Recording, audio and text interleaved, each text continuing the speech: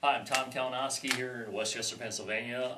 I'm a BAHA user, and I think that there's a lot of people out there, or if you're one person out there and you're considering BAHAs and you're wondering, what it really involves and what the ramifications are, and you don't always know if you can just rely on the information that you're getting from an audiologist or a medical professional. I got my BAHA, my first, on the right hand side back in 2005, and I've been wearing hearing aids all of my life.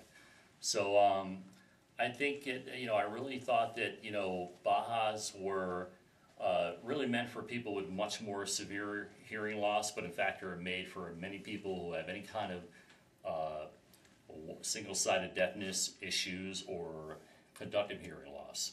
So one of the things that I found out from talking to people who had already received a BAHA or bilateral BAHAs back in 2005 is that they noticed that there was a tremendous improvement in environmental sounds, and that sounds were more clear.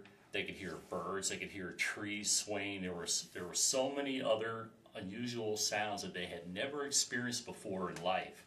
So I thought that it was a terrific opportunity, after going to the Johns Hopkins Clinic down in Baltimore. I needed at least a year before making my final decision. So I did the research and went ahead and took the opportunity. After your surgery, it usually takes about 4 months to completely heal when you get the bandages off. You're going to find that on my right side, for example, I'll show you. I'm going to take the BAHA off this. What happens is that the titanium abutment will ossify to the mastoid bone behind your ear. And so I'm going to pull my hand away so that Vince can focus in on that area to show you what it looks like. I've had some friends and family members call me buttonhead. So that's really what it looks like, a tiny button.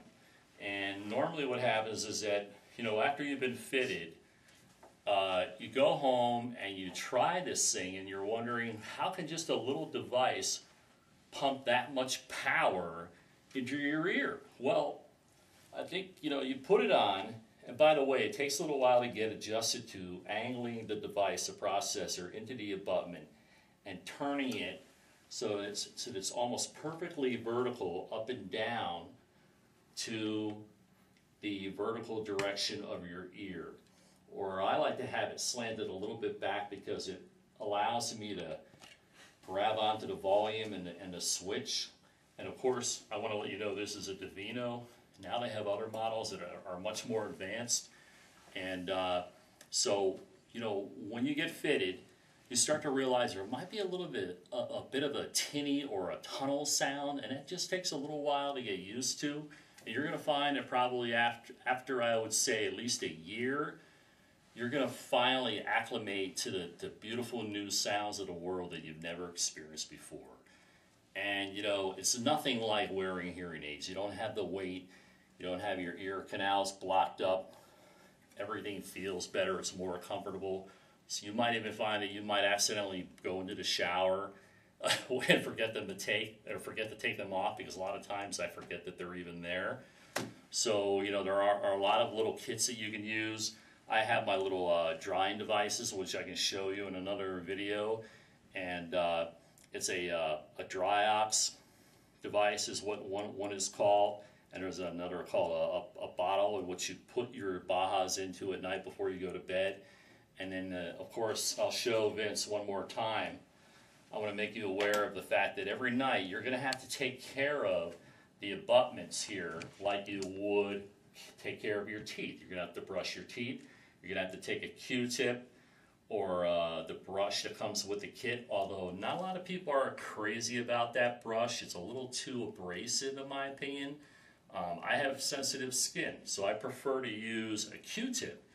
Put it into a little bit of peroxide and then put it around the outside of the BAHA, or the abutment, not the BAHA, pardon me. You don't want to put water on the BAHA, just the abutment to wash off whatever excess is there.